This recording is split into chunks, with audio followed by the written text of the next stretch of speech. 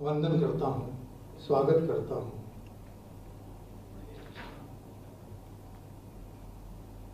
माननीय विधानसभा अध्यक्ष श्रद्धेय हृदयनाथ दीक्षित जी हमारे बीच हैं। हम सब उनका हार्दिक अभिनंदन, स्वागत, वंदन करते हैं।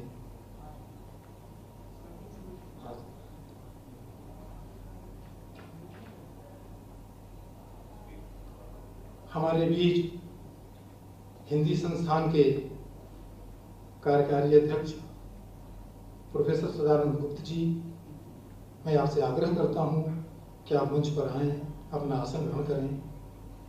प्रोफेसर सदानंद गुप्त जी।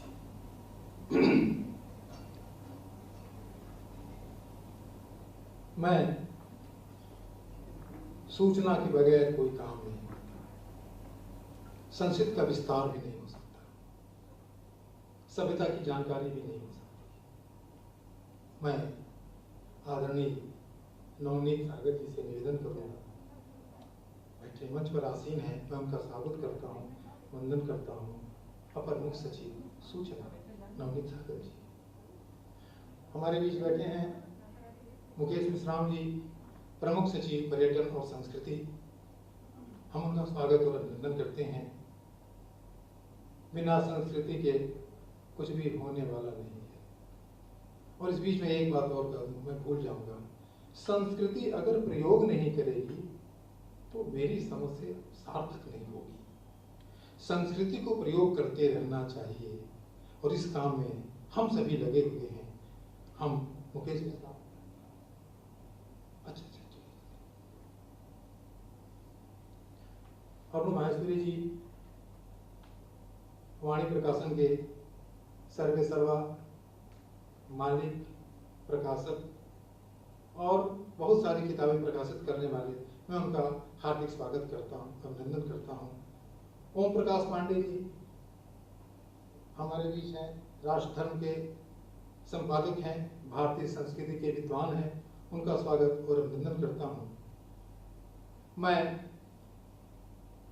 अरुण माहेश्वरी जी से निवेदन करता हूँ कि वो अदिति माहेश्वरी जी उत्तरी और पुष्पगुच्छ से हमारे माननीय मुख्यमंत्री जी का स्वागत अभिनंदन करें। माननीय मुख्यमंत्री श्रद्धेय योगी आदित्यनाथ जी का स्वागत अभिनंदन करते वाणी प्रकाशन के निदेशक अरुण माहेश्वरी जी और अदिति माहेश्वरी, विधानसभा अध्यक्ष जी श्रद्धेय हृदयनाथ दीक्षित जी का स्वागत और अभिनंदन करते हुए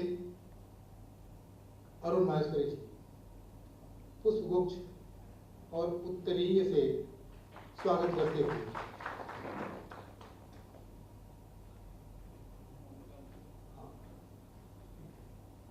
अरुण माहेश्वरी जी, ओम प्रकाश पांडे जी, राष्ट्र धर्म के संपादक का स्वागत और अभिनंदन करते हुए उत्तरी और पुष्पगुच्छ देकर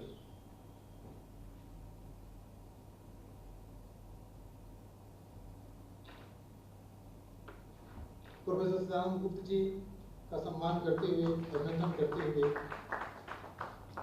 वाणी प्रकाशन के निदेशक अरुण माहेश्वरी जी उत्तरी बढ़ाकर स्वागत करते हुए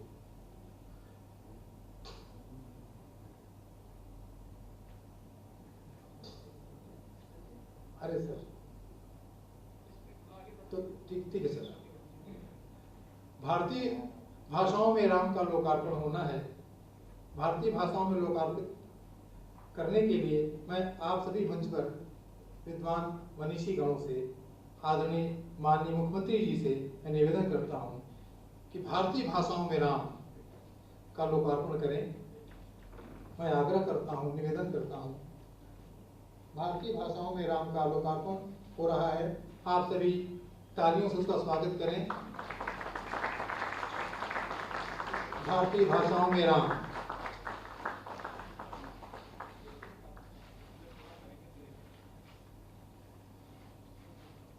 पुस्तक लोकार्पित हो रही है।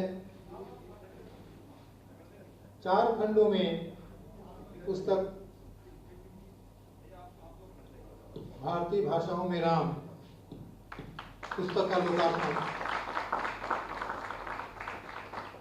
राम ने भगवान श्री राम का आशीर्वाद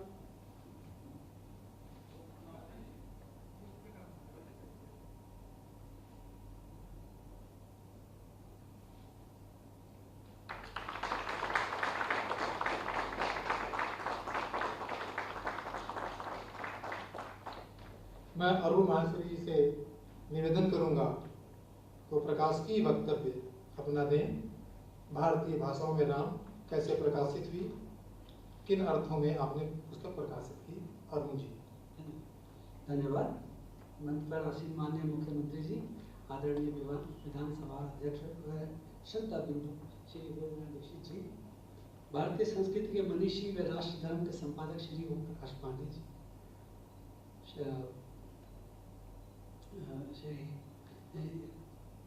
उत्तर प्रदेश हिंदी संस्थान के कार्यकारी अध्यक्ष श्री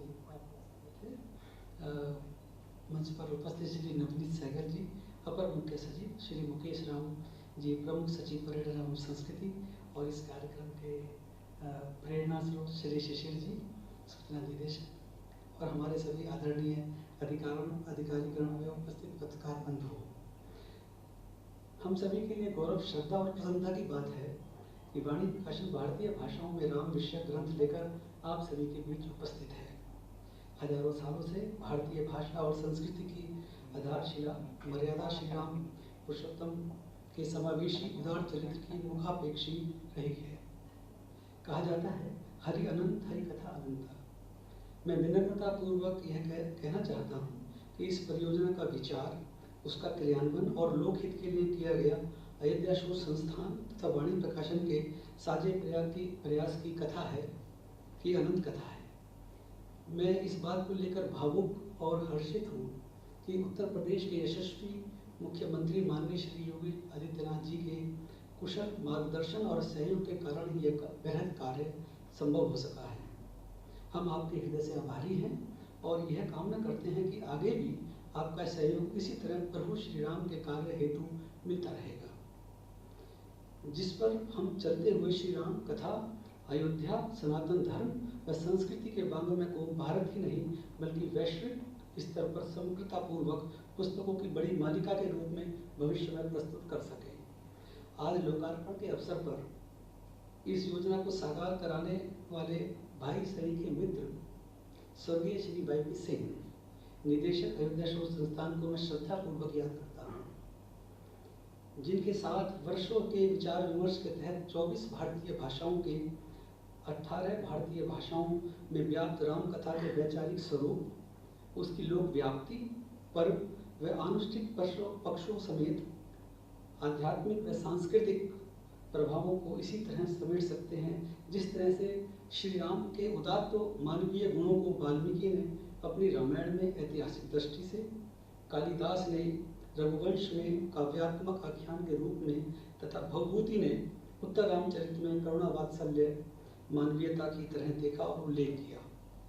इस योजना को मूर्त देने के लिए हम इलाहाबाद विश्वविद्यालय के मूर्धन्य विद्वान श्री योगेंद्र प्रताप सिंह जी को धन्यवाद करते हैं, जिनके कुशल और मार्गदर्शी संपादन में भारतीय भाषाओं में रामकथा जैसी महत्वपूर्ण योजना संभव हुई है। भारतीय भाषाओं में रामकथा महत्वपूर्ण इसलिए भी है कि इसमें सम्मिलित लेखक पृथक भारतीय भाषाओं के हैं। पुस्तक में सम्मिलित लेख अनुवाद नहीं है, बल्कि हिंदी भाषा में अलग अलग भाषाई लेखकों के लेख इसमें शामिल किए गए हैं। इसलिए यह पुस्तक मूल भाषा भारतीय भाषाओं की कथा के बिल्कुल करीब है।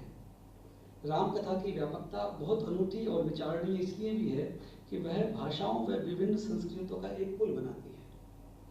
यह कुछ ऐसा ही है कि प्रभु श्री राम ने अवधपुरी से निकलकर भारत को एक सूत्र में बांधा, जिससे उनकी भाषा, विचार और चरित्र सम्यक रूप से उद्भाषित हुआ। राम कथा इसलिए भी महत्वपूर्ण है कि हम भारतीय परिप्रेक्ष्य में उत्तर से दक्षिण तथा पूर्व से पश्चिम की सामाजिक सहभागिता को एक सूत्र में पिरोते हुए श्री राम कथा के बहाने समन्वय को संस्कृति रच रहे हैं। भारत में जहाँ विविध मत, विश्वास, विचारों व आस्था केंद्रों की बहुलता रही है, वहीं श्री राम सभी के समाहित होते हुए न सिर्फ अंतःसलील होते हैं बल्कि सबके अपने हैं। जो दूर हैं उसे भी अपनी आत्मीयता के वृत्त में समाहित कर लेते हैं।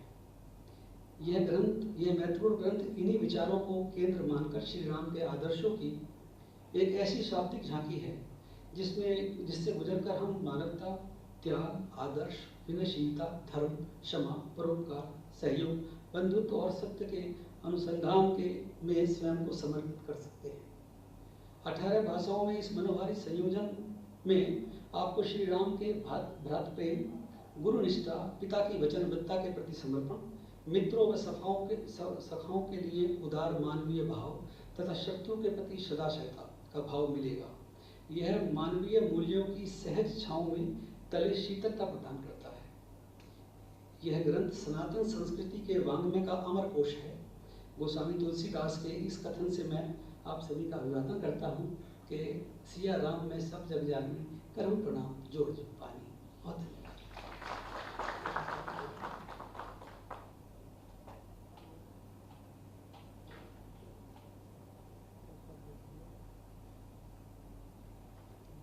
धन्यवाद अरुण जी,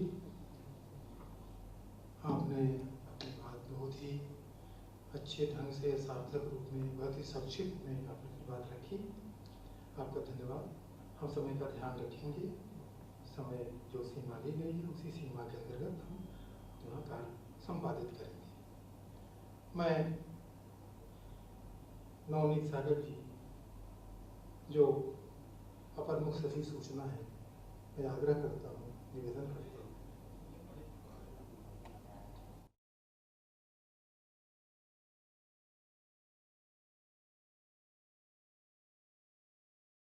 मैं ओम प्रकाश पांडे जी जो राष्ट्र धर्म के संपादक हैं, उनसे आग्रह करता हूँ कि वो आएं और अपनी बात अपने शब्दों में।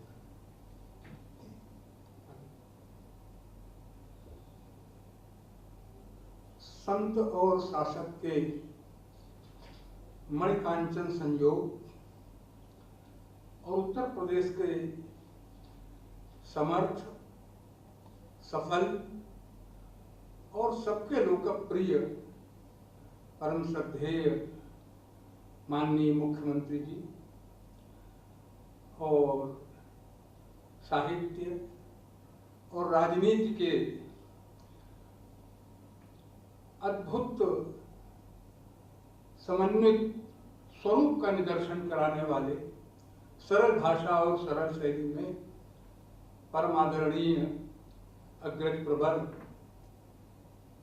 श्री हृदय नारायण दीक्षित जी, उत्तर प्रदेश के प्रशासन को गति प्रदान करने वाले वरिष्ठ अधिकारी जन और आज के इस आयोजन के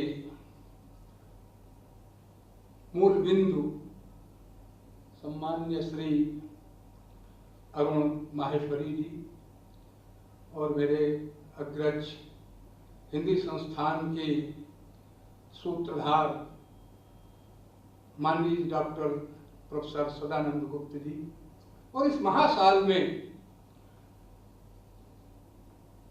इस महायज्ञ में सम्मिलित होने वाले सहृदय राम कथा रसिक बंधुओं और बांधवियों।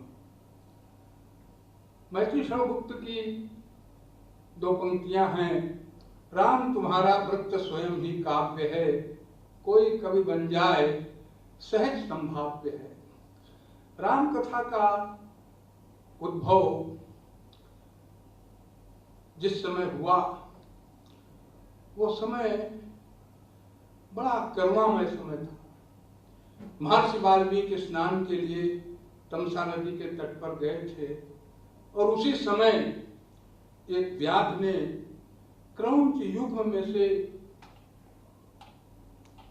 एक पति और दूसरी पत्नी, उनमें से एक को अपने बाण से आहत कर गिरा दिया और उनके मुख से अनायास एक श्लोक निकल गया, मां निषाद प्रतिष्ठाम त्वम अगम शाश्वती समा यत् क्रौंच मिथुनादेकम अवधि काम मोहितम। जो प्रेम क्रीड़ा में निमग्न क्रौंच का युग्म था, तुमने कितने संवेदनशील समय में, कोमल क्षणों में तुमने एक इतना बड़ा अनर्थ कर डाला, तुम्हें कभी शांति नहीं मिली। फिर थोड़ी देर सोचते रहे कि हम आए थे स्नान करने, स्नान करने के बाद कुछ ध्यान और भजन करने, लेकिन मुख से यह साफ निकल गया। फिर थोड़ा तटस्थ हुए और अपने शिष्य से कहा कि बस बल कर दो, मैं स्नान करूंगा। नदी के जल में उतरे। शिष्य ने पूछा, भगवान ये जल कैसा है? जिस जल, ये गंदला तो नहीं है? उन्होंने जो उपमा दी वही उपमा राम काव्य की प्राणभूत है। उन्होंने कहा, सन मनुष्य मनो यथा। यह जल इतना निर्मल है जितना किसी सज्जन पुरुष का मन होता है। वो इस सज्जन पुरुष का मन निर्माण करने के लिए प्रयत्नशील थे। और यही मन जो वाल्मीकि रामायण में आया कि सन मनुष्य मनो यथा, इसी मन को उठाया गोस्वामी जी ने और रामचरितमानस उसका नाम रखा। मानस वही मन है, और मानस का रूपक मानसरोवर के साथ, मनुष्य के मन के साथ आप जब देखेंगे तो सब कुछ वही दिखाई पड़ता है। कई दिन तक अब व्यवस्थित चित्त रहा उनका। तब तक कुछ दैवी प्रेरणावश किसी का आगमन हुआ। व्यथित थे। उसने कहा कि भगवान ये उद्वेग कैसा है, अवसाद किस तरह का है? आद्य कविरसी, आप तो लौकिक संस्कृत के प्रथम कवि होने वाले हैं। तब विरचिताम रामचरितम। अब राम का चरित्र उस समय तो अरुण जी थे नहीं जो सब में छाप करके रख देते। सोचते रहे राम कौन है, कैसे हैं। तब तक देवर्षि नारद का आगमन हुआ और मूल रामायण में वो जो प्रसंग मिलता है कि उन्होंने एक बात पूछी। उन्होंने कहा कि लोग, नारद जी आप तो घूमते रहते हैं, आपने विद्वानों को देखा होगा, बलवान लोगों को देखा होगा, धनवान लोगों को देखा होगा, लेकिन आपको कोई ऐसा व्यक्ति भी दिखाई पड़ा क्या जो चरित्रवान हो? और मूल रामायण की यह पंक्ति है, चारित्रेण चुको युक्ता। ये जो कैरेक्टर क्राइसिस है, ये जो चरित्रवान व्यक्ति की खोज है, सज्जन मनुष्य के मन की खोज है, यही राम कथा के मूल में है। और फिर देवर्षि नारद ने उत्तर दिया, बड़ा विलक्षण उत्तर भी है वो। इक्ष्वाक वंश प्रभो रामो नाम जनई स्तुता। मैंने एक आदमी का नाम सुना है, वो इक्ष्वाक वंश में उत्पन्न हुआ है, लेकिन ये स्तुता शब्द बता रहा है कि उस समय तक देवर्षि ने भी राम को शायद देखा नहीं था, लेकिन उनका यश फैल गया था बहुत प्रारंभ में ही।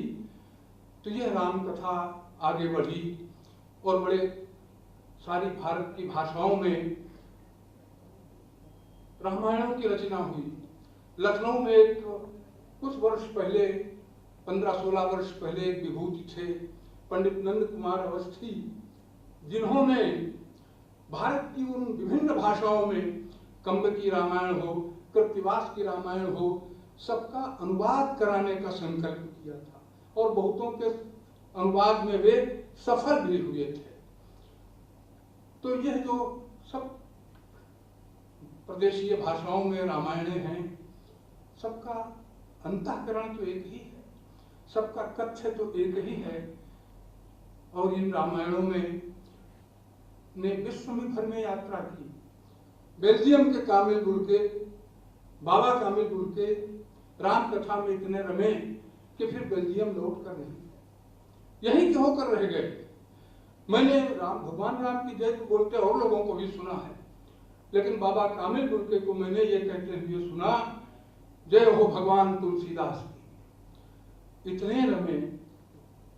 रूस कम्युनिस्ट देश है, लेकिन बरान्निकोव ने रामचरितमानस का अनुवाद करके वहां भी भगवान राम को प्रतिष्ठित कर दिया। स्टेलिन की नगरी में, स्टेलिन के देश में, लेनिन के देश में। तो यह राम कथा आज विश्वव्यापक हो गई है। ग्रियर्सन ने इसको यूरोप भर में प्रचारित कर दिया। तो यह जो राम कथा है, यह बड़ी महत्वपूर्ण कथा है। लेकिन इस कथा के साथ क्षेपक भी कब नहीं फैले।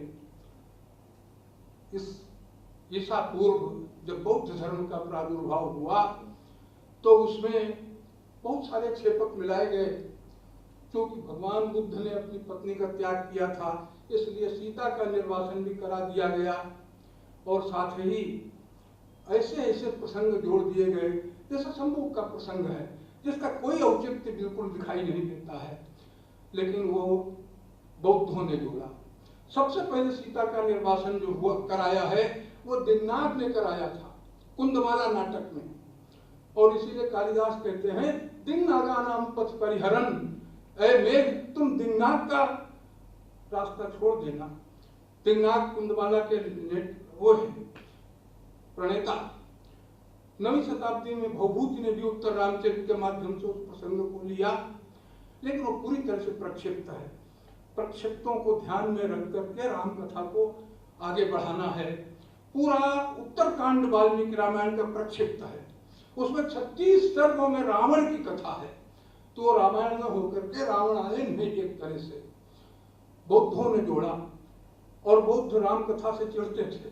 सच बात तो यह है, अश्वघोष संस्कृत का बड़ा भारी कवि हुआ है, बुद्ध चरित लिखा, वो साकेत का था, अयोध्या में रहता था, लेकिन उसने एक लाइन राम कथा पर नहीं लिखी।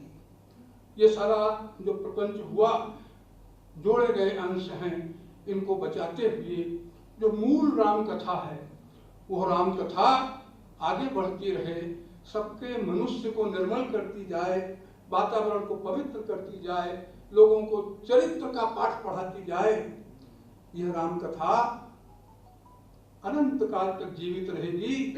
और जो प्रचलित पंक्ति है इसके विषय में, यावत स्थास्यन्ति गिरयः सरितस्य महीतले, जब तक नदियां हैं, गंगा यमुना हैं, इनकी धाराएं हैं, जब तक हिमालय है, विंध्याचल है, सह्याद्रि है, तावत रामायण कथा लोकेषु प्रचलिष्यति, तब तक ये रामायण की कथा लोक में फैलती रहेगी।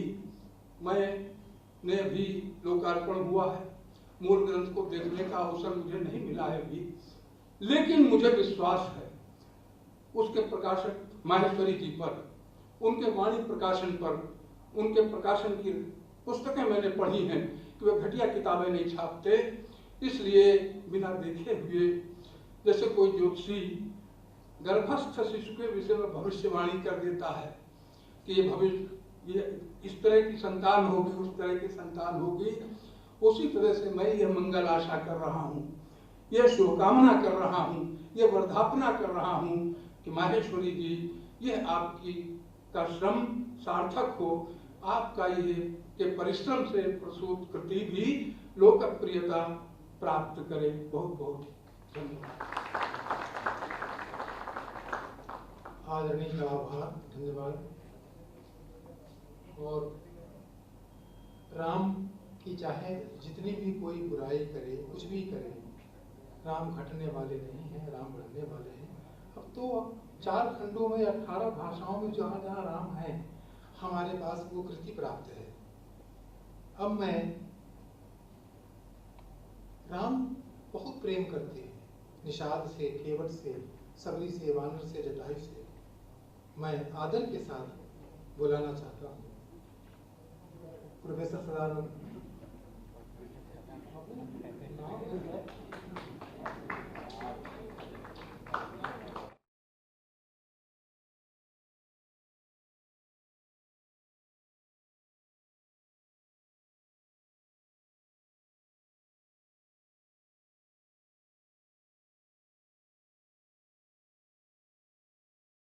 मंच पर आप आए और स्नेह की कुछ बूंदें हमारे ऊपर छिड़की।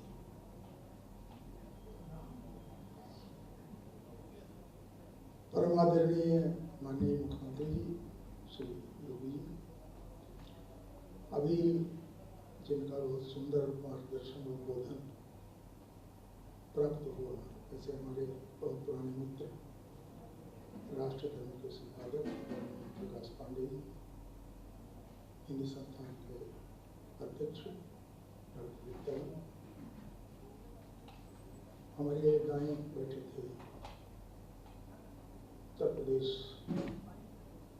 में प्रशासन में वरिष्ठ पद पर श्री नवनीत सहगल जी, मुकेश मेश्राम जी, अन्य अधिकारीगण उधर बैठे हैं, जितेंद्र जी, ऐसे अनेक मित्र बैठे हैं।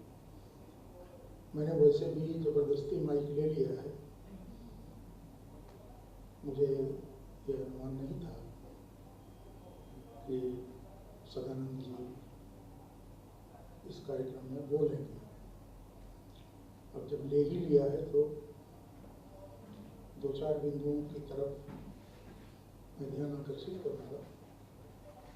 और माननीय मुख्यमंत्री जी पहले से ही हमको संकेत दे चुके हैं कि जरा स्पीड से चलना है, तो मैं स्पीड से चलने का प्रयास कर रहा हूँ। पहली बात कि राम भारत की पहचान, भारत की प्रतिष्ठा, भारत का यश, भारत की विविधता, इसके विग्रह हैं, प्रतीक हैं, अनुतिमान है। और हम लोग इस देश में, हमसे तात्पर्य हम और हमारे पूर्वज, इस देश में राम के बिना तड़पते रहे।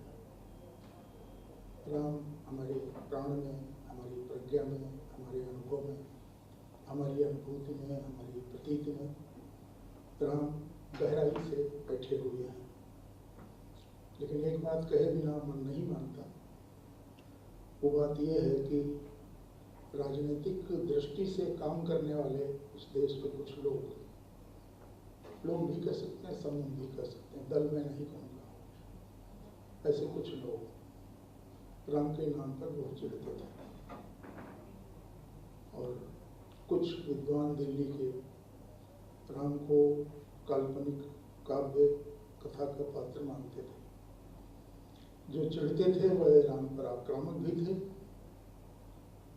और हम लोग श्री राम के पक्ष में जिस तरह से बोल सकते थे उस तरह बोल रहे थे। लेकिन उत्तर प्रदेश में माननीय योगी जी के नेतृत्व में जिस तरह साफ साफ बातें की गई, उसका नतीजा ये हुआ कि जो राम को गाली देते थे वो अयोध्या जाने का टिकट कटाया करते हैं। जो राम को अपमानित करते थे बेकार में बिला वजह कि ये हुए ही नहीं, वो हुए ही नहीं, वो कहते हैं कि अगर हमारी सरकार आ गई तो हम और बढ़िया मंदिर बनाएंगे। तो ये माननीय योगी जी के नेतृत्व का कमाल है, एक विशेष प्रकार का नेतृत्व। उस नैरेटिव में अब हर व्यक्ति, चाहे वामपंथी हो, चाहे वो अध्यक्ष के नाते मैं उनके दलों के नाम नहीं ले रहा हूँ, लेकिन ढेर सारे चेहरे आपको दिखाई पड़ते होंगे जो श्री राम का नाम लेने लगे हैं। संभव है कि अभी ऊपर से ले रहे हैं, लेकिन संभावना ये है कि श्री राम तो बैठेंगे ही हृदय में। तो ये एक अद्भुत घटना है। पत्रकारों ने, साहित्यकारों ने जरूर लिया होगा, पत्रकारों ने संभवतः इसका संज्ञान नहीं लिया कि जो बहुत तीखी तीखी पैनी पैनी बातें करते थे, आरोप प्रत्यारोप, उनकी भाषा वाणी राम ने बदल दी है। ये हमारी वार्ता का बिंदुवार में बोल रहा हूँ, पहला बिंदु। दूसरा ये है जो कहा जा चुका है यहाँ से कि राम पूरी दुनिया में आदर्श पुरुष के रूप में अकेले हैं। श्री वाल्मीकि जी की जो राम कथा है उसकी शुरुआत के थोड़ा पहले का हिस्सा अभी पांडे जी ने बताया है। तो उसमें जो नारद का प्रश्न था ये था कि इस पूरे लोक में गुणवान, वीरवान, बलवान कौन है? नारद से पूछा गया था वाल्मीकि जी। मेरा ख्याल में संस्कृत का विद्यार्थी तो हूँ नहीं, इसलिए वो को उसमें इससे शुरू होता सांप्रते लोके, तो प्रश्न बड़ा सुंदर है कि इस लोक में और संप्रति उस कालखंड में, जिस कालखंड में वाल्मीकि जी कथा लिख रहे थे, कौन है ऐसा और जो गुणवान भी हो, वीरवान भी हो, पौरुष पराक्रम भी जिसके पास हो। तो वाल्मीकि जी के चित्त में तत्कालीन भारत में एक ऐसे पुरुष का अनुसंधान चल रहा था और उसका उत्तर नारद से मिला। राम हमारी शीलाचार्य और वैचारिकी भारत की सभ्यता, इसके भी आदर्श हैं। दुनिया में अनेक तरह की समाज व्यवस्थाएं, अनेक तरह की राजनीतिक व्यवस्थाएं, पॉलिटिकल, अनेक तरह की आर्थिक व्यवस्थाएं चलती हैं, लेकिन कोई भी व्यवस्था ऐसी नहीं है जहां पर संसार को, समाज को सुचारू रूप से चलाने के लिए आदर्श भाई, आदर्श बहन, आदर्श माता, आदर्श पिता, आदर्श पुत्र, सारे रिश्ते नाते समाज के, परिवार के आदर्श, यह आदर्श सभी रामायणों में प्रकारांतर से श्री राम के जीवन में मिलता है। श्री राम पूरी कथा में तपते हैं, जलते हैं और सूर्य जैसा तेजस्वी प्रकाश देते हैं। ऐसा महानायक दुनिया के इतिहास में नहीं दिखाई पड़ता और इसलिए राम को अभी और पढ़ने और पढ़ाए जाने की जरूरत है ज्यादा मात्रा में। और ये अच्छा काम है कि प्रकाशक श्री अरुण जी अयोध्या शोध संस्थान के सहयोग से इस दिशा में बहुत सक्रिय भूमिका का निर्वहन कर रहे हैं। रामकथा में प्रसंग बहुत है, रामचरितमानस और तमाम रामकथाएं मुझे पढ़ने का अवसर मिला है, लेकिन मैं अपनी बात समाप्त करूंगा वाल्मीकि जी रामायण के एक उद्धरण से। श्री राम वनगमन की तैयारी कर रहे थे और सबसे मिलने के बाद वो कौशल्या के पास पहुंचे। कौशल्या ने कहा, तुमको मैं रोकूंगी नहीं, तुमको मैं आशीष देती हूँ।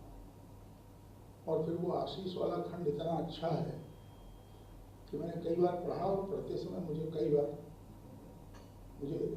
प्रवाही आ गई। कौशल्या ने कहा कि तुम जा रहे हो तो जाओ, मैं टोकूंगी नहीं। मैं प्रार्थना करती हूँ कि तुम्हारा वहाँ का वन का रहना ये सफल हो।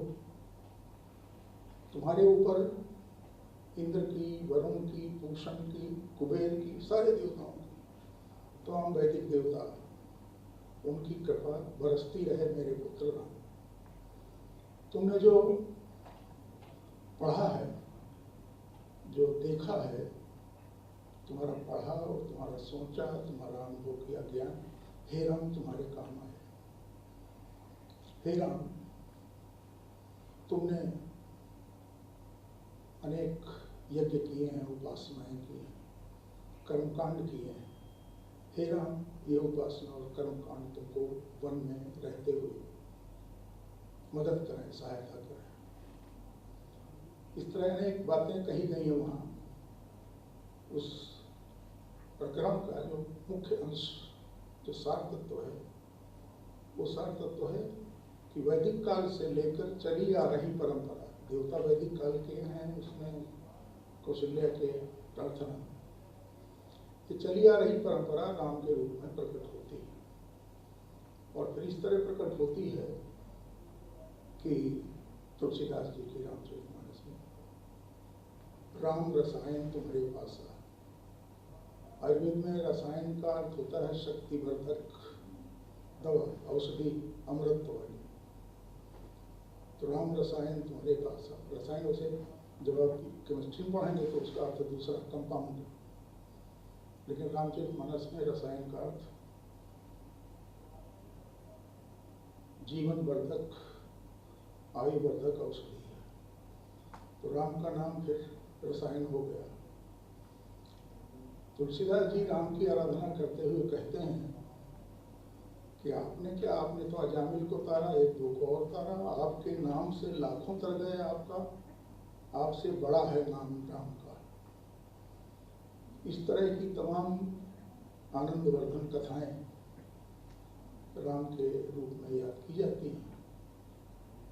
भिन्न भिन्न भाषाओं में राम कथा को ले जाने का ये कार्यक्रम अनूठा है, क्योंकि भाषा ही संस्कृति की संवाहक होती है, और जैसी संस्कृति होती है भाषा उसी के अनुरूप व्याकरण में ढलकर नया रूप धारण करती है। अनेक भाषाओं में यह आज विमोचन हुआ है राम कथा का, और हम लोग सौभाग्यशाली हैं कि उस प्रदेश के हैं जहाँ पर श्री राम की अयोध्या है। हम लोग भाग्यशाली हैं उस प्रदेश के हैं जहाँ वाल्मीकि और तुलसी हैं, और इन सारे प्रतीकों का, संस्कृति का, सांस्कृतिक प्रवाह का बार बार पुरस्चरण करने कराने में संलग्न हमारे उत्तर प्रदेश के मुख्यमंत्री माननीय योगी जी। मुझे इस अवसर पर शुभकामनाएं और बधाई देनी है कि ये किताबें और इस तरह की अन्य किताबें भी खूब लोकप्रिय हों, खूब पढ़ी जाएं। इन शब्दों के साथ मैं अपने कम समय का मैं समझता हूँ सदुपयोग करते हुए आप सबको प्रणाम करता हूँ। सर्वप्रथम मंच पर बैठे सभी आदरणीय बंधुओं को भी कृपया मेरा प्रणाम स्वीकार।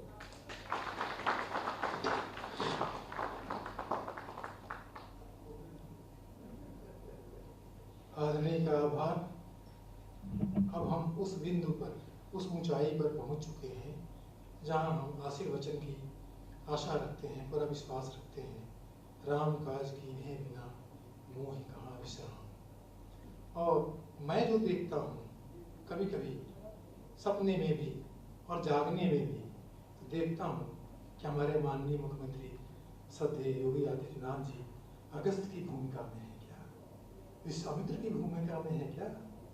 दो ऋषि हमारे ऐसे हुए हैं जो संस्कृत के प्रचार प्रसार में उत्तर से दक्षिण, पूर्व से पश्चिम, पूरा देश मैं इसी भूमिका में पाता हूँ। मैं बड़े ही आदर के साथ, बड़े ही सम्मान के साथ अभिभूत हूँ। आज उन्हें आमंत्रित कर रहा हूँ मंच पर, या आए और स्नेह की कुछ बूंदें हमें आप आशीर्वचन हमारे से मांगे।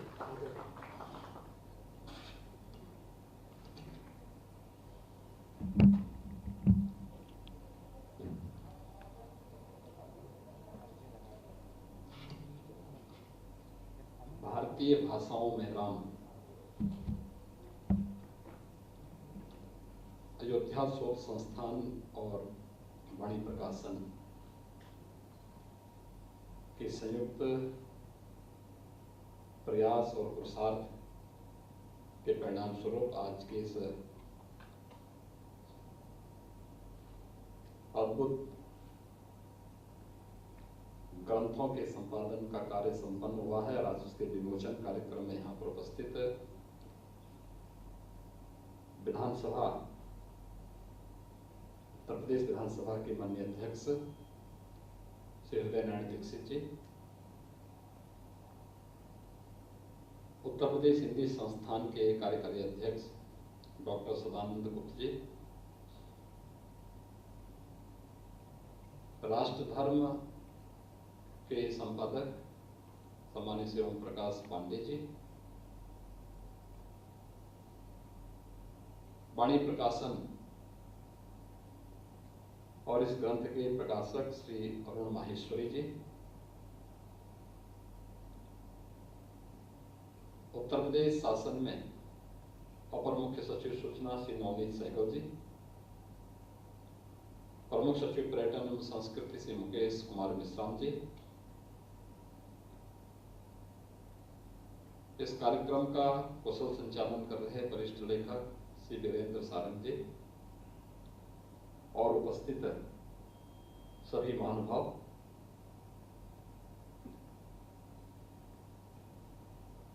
मैं सबसे पहले वाणी प्रकाशन को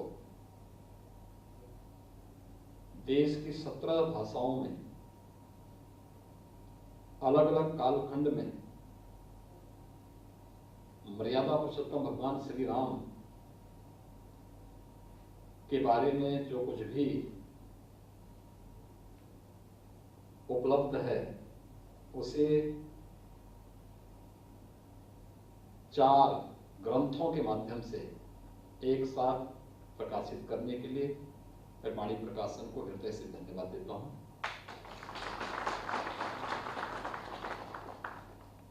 अयोध्या शोध संस्थान और श्री योगेंद्र प्रताप सिंह का स्मरण हमारे सामने सहज ही आ जाता है। श्री योगेंद्र प्रताप सिंह आज हमारे बीच में नहीं है, लेकिन अयोध्या शोध संस्थान के माध्यम से मर्यादा पुरुषोत्तम भगवान श्री राम भारत के अंदर, दुनिया के अंदर कहां कहां पर राम की लीला पहुंची है, इन सब पर उनका विशद अध्ययन भी था और उनकी रुचि भी थी। ईश्वर उन दिवंगत आत्मा को शांति प्रदान करें। कोरोना कालखंड में उनका असमय निधन न केवल अयोध्या शोध संस्थान के लिए बल्कि सभी राम भक्तों के लिए एक अपूर्णीय क्षति है। दिवंगत आत्मा की शांति की कामना में इस अवसर पर करता हूं।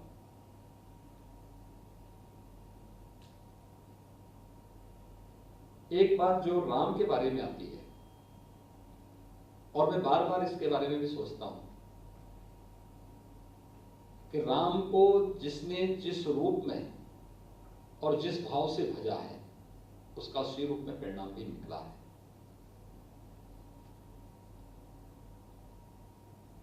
महर्षि वाल्मीकि अपने लौकिक ग्रंथ के माध्यम से सर्वश्रेष्ठ महाकाव्य की रचना करते हैं।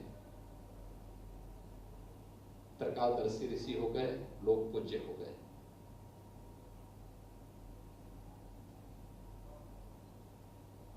बजरंगबली हनुमान जी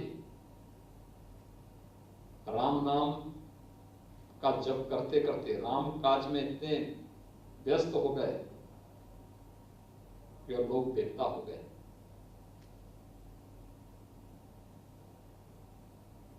लेकिन राम का विरोध और राम के साथ कुटिलता जिसने भी की वह मनुष्य होते हुए भी उसको किस दुर्गति को प्राप्त होना पड़ा है। मारीच और रावण उसके 2 उदाहरण भी हैं। मनुष्य के रूप में पैदा हुआ लेकिन मौत पशु के रूप में हुई, यानी पशु के रूप में उसको मरने के लिए मजबूर होना पड़ा। रावण जैसा विद्वान, जैसा पराक्रमी, त्रिलोक विजय की क्षमता होने के बावजूद राम से द्रोह किस दुर्गति को प्राप्त हो गया कि आज भी रावण के पुतले भारत के अंदर और दुनिया के अंदर जहां कहीं भी राम भक्त निवास करते हैं वहां पर हम सब देखते हैं। और इसीलिए महर्षि वाल्मीकि ने रामायण में राम के बारे में जो बहुत एक राम को समझने के लिए उन्होंने एक पंक्ति बहुत कह दी, रामो विग्रहवान धर्म।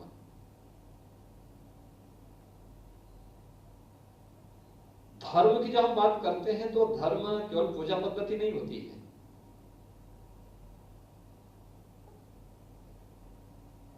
धर्म एक शाश्वत व्यवस्था है। हर देश, हर काल, हर परिस्थिति में जो हमें एक व्यवस्था के साथ जोड़ती है, वह व्यवस्था जिस पर व्यक्ति और समाज का जीवन टिका हुआ है, सदाचार है, नैतिक मूल्य है, कर्तव्य है, इन सब से जुड़ी हुई वो शाश्वत व्यवस्था को भारत ने धर्म माना है। इसमें उपासना विधि कहीं नहीं है। उपासना विधि व्यक्तिगत आस्था का प्रश्न हो सकता है। कोई मंत्रों का चरण जोर जोर से करता है, कोई अंतःकरण से करता है, कोई उसका जप की उसके तरीके अलग अलग होते हैं।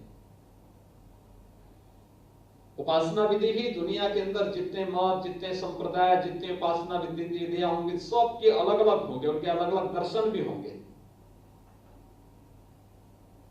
हर एक व्यक्ति अपनी उपासना विधि को श्रेष्ठ कहने का अधिकारी हो सकता है, लेकिन धर्म तो एक ही है, और वह धर्म का साक्षात स्वरूप अगर कोई है तो वह राम है। यह महर्षि वाल्मीकि ने हम सबको हजारों वर्ष पहले यह एक बात उन्होंने कही, और फिर राम को ही आधार मान करके उनके कलयुग के अवतार संत तुलसीदास जी ने भी इस बात को बहुत अच्छे ढंग से कह दिया कि जहां सुमति तहां संपत्ति नाना, जहां कुमति तहां विपत्ति निधाना। और मुझे लगता है कि ये अद्भुत कार्य ऐसे समय में वाणी प्रकाशन ने किया है जब 500 वर्षों की गुलामी के कलंक को हटाते हुए भारत का नेतृत्व 135 करोड़ की आबादी की एक ताकत का एहसास विश्व मानवता को कराता हुआ एक अनसुलझे रहस्य को सुलझा बना करके एक असंभव कार्य को संभव बनाते हुए नियति को अपने अनुसार संचालित करते हुए अयोध्या में से राम जन्मभूमि पर भगवान राम के भव्य मंदिर के निर्माण कार्य को आगे बढ़ा रहा है। उस समय यह प्रकाशन और भी प्रासंगिक हो जाता है। मुझे लगता है कि भारत ही नहीं, दुनिया के अंदर जहां कहीं भी भारतवंशी निवास करते हैं या भारत के प्रति जिसके मन में थोड़ा भी आदर और सम्मान का भाव है, अनुराग का भाव है, उस हर व्यक्ति ने 5 अगस्त 2020 की तिथि को बड़े उमंग और बड़े उत्साह के साथ अंगीकार किया, एक दूसरे को शुभकामना दी, स्वतःस्फूर्त भाव के साथ अपने घरों में दीप प्रज्वलन करके दीपावली के उत्सव को मनाया। यही तो भारतीय भाव है, यही तो सही भाव है, और यही राम की विराटता भी है और उनकी विशालता भी है।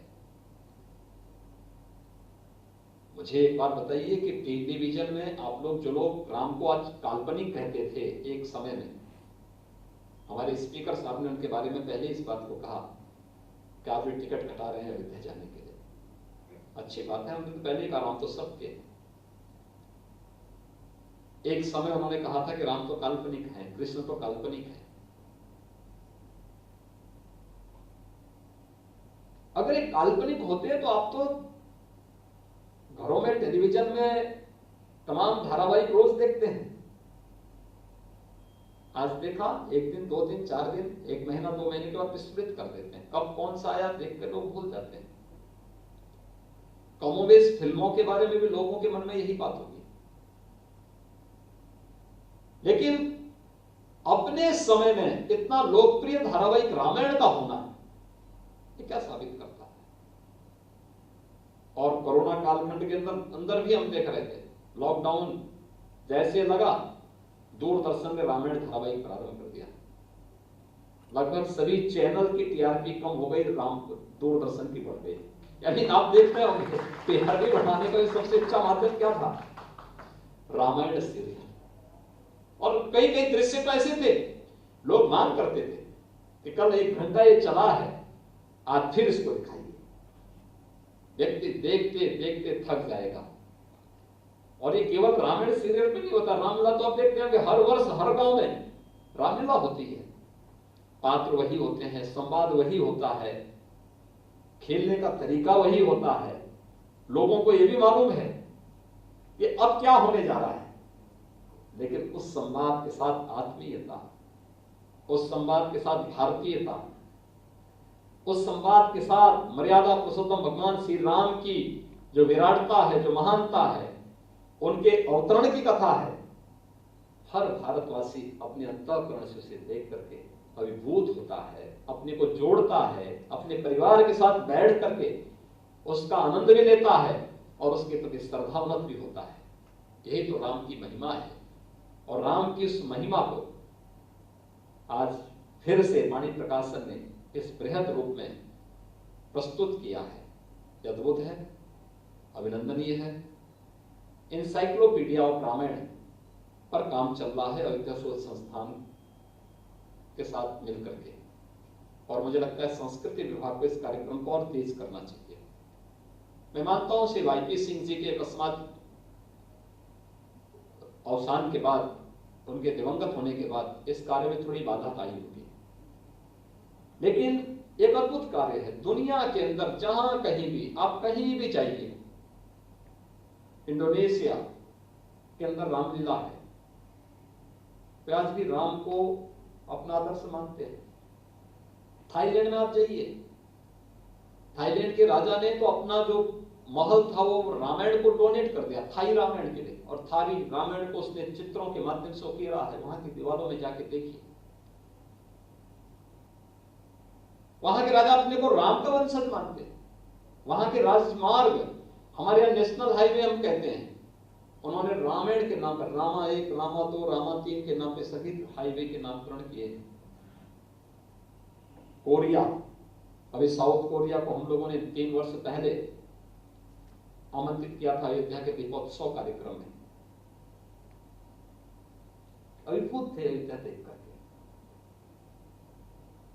उनका ही मानना है कि हमारा संबंध अयोध्या से, जापान है, नेपाल है, दुनिया के अंदर बहुत कुछ है।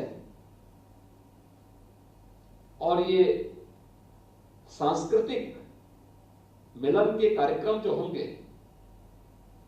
यह भारत को दुनिया के अंदर स्थापित करने के बहुत अच्छे माध्यम बन सकते हैं।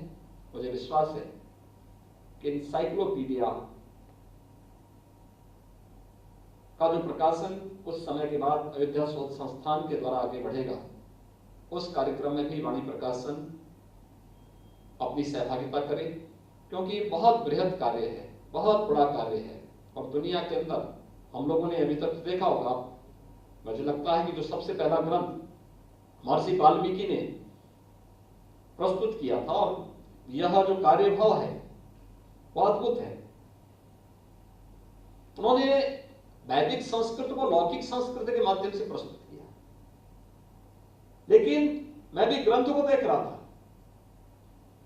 कि 17 भाषाओं में राम की कथा का उल्लेख उन्होंने एक साथ इस ग्रंथ के माध्यम से प्रस्तुत किया। और उसके बाद आप देखे होंगे कि मध्यकाल में उत्तर भारत में गोस्वामी तुलसीदास जी ने, पूर्वी हिस्से में कृतवास रामायण के माध्यम से, दक्षिण में कंब रामायण के माध्यम से, यानी अनेक भाषाओं में आपको राम की एक कथा भारत के अंदर भी मिल जाएगी और दुनिया के अंदर भी देखने और सुनने को मिल जाएगी। दुनिया की कौन सी ऐसी भाषा है जिसमें राम की इस पावन कथा को लोगों ने बड़ी श्रद्धा के साथ अंगीकार में किया हो? हम सब का दायित्व बनता है कि हम इन सब का संकलन करें, और संकलन करके फिर अयोध्या शोध संस्थान जैसी संस्थाएं इस दिशा में प्रयास करेंगी, तो वह इस क्षेत्र में शोध करने वाले और इस क्षेत्र में कार्य करने वाले अनेक लोगों के लिए प्रेरणादायी बन पाएगा।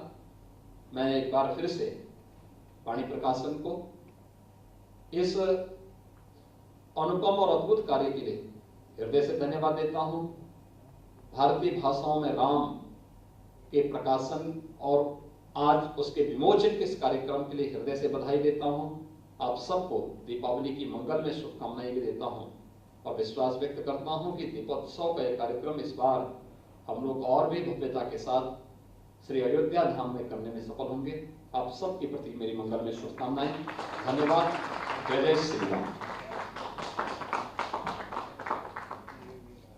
आदरणीय का बहुत बहुत आभार।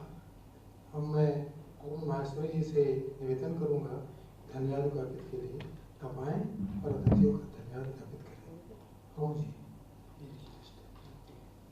धन्यवाद। मैं बस स्पीड से 2-3 मिनट में धन्यवाद ज्ञापित करता हूँ। धन्यवाद ज्ञापित करना एक औपचारिकता है, लेकिन आवश्यकता भी है।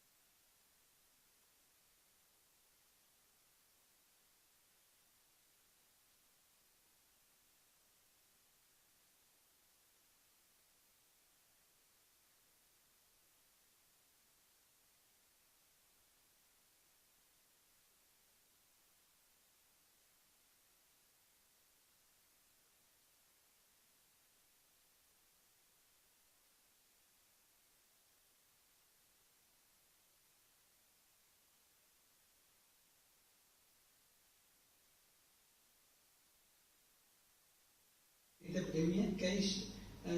कई कार्यक्रमों में मैं आपके साथ कभी बैठना हुआ है, आपको संबंध में याद ना हो, लेकिन मैं जानता हूँ साहित्य प्रेमी है। आपका बहुत बहुत आभार। श्री मुकेश मेश्राम जी से मेरा बहुत पुराना परिचय भी है और अयोध्या शोध संस्थान जैसी स्नग्ध जगह को वे और भी ज़्यादा फ्रूटफुल बनाए, क्योंकि उसमें बहुत सारी संभावनाएं। अभी तो सर ये जो भारतीय भाषाओं में राम किताब है, इसके अनुवाद की बात चल रही थी। हर भारतीय भाषाओं में इनका अनुवाद होना चाहिए।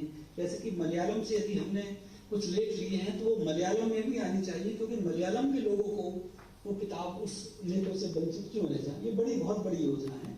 तो मेश्राम साहब का भी बहुत अभिनंदन। और मैं यहाँ उपस्थित सभी साहित्यकार, विद्वान, और इसमें मुझे कहने में बहुत ही खुशी है कि ये सारा कार्यक्रम श्री शिशिर जी ने बहुत ही उत्साह से और उमंग से इस कार्यक्रम को किया। सूचना निदेशक श्री शिशिर साहब, उनका बहुत बहुत आभार। यहाँ आए सभी बंधुओं का बहुत आभार कि आप सब आए, अपना समय दिया। बहुत धन्यवाद।